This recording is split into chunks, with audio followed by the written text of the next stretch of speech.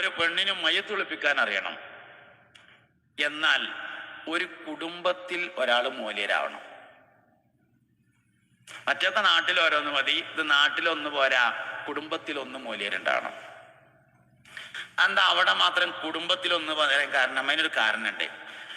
പുതിയാപ്പിള ഇറങ്ങുമ്പോ ദോരക്കാൻ ഇഷ്ടം പോലെ ആളുണ്ടാവും.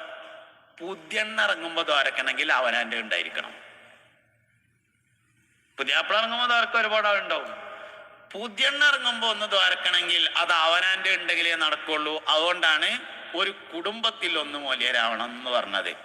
പള്ളിക്കത്തെ മൂല്യര് മയ്യത്തുക്കരിക്കൊക്കെ ചെയ്യും. പള്ളിക്കത്തെ മൂല്യര് മയ്യത്ത് കൊടുന്ന് വെച്ചാല് ബാക്കിൽ നിന്നുകാണ്ട് അള്ളാഹു അക്ബർ അള്ളാഹു മഗ്ഫിർ ലഹു എന്ന് പറഞ്ഞതും അവനാൻ്റെത് ബാക്കിൽ നിന്നുകാണ്ട് അള്ളാഹു അക്ബർ പഠിച്ചവനെ എൻ്റെ ഇളയമാക്ക് പൊറുക്കണേ എന്ന് പറഞ്ഞതും തമ്മിൽ വലിയ വ്യത്യാസം ഉണ്ടാവും. അതുകൊണ്ട് ചില സമയത്ത് അവനാൻ്റെ വെച്ചിട്ടൊന്നുണ്ടെങ്കിൽ അതൊരു ഗുണയിക്കാരം. അതുകൊണ്ട് മൂല്യരല്ല, കുടുംബത്തിലും ഓരോന്ന് വേണം.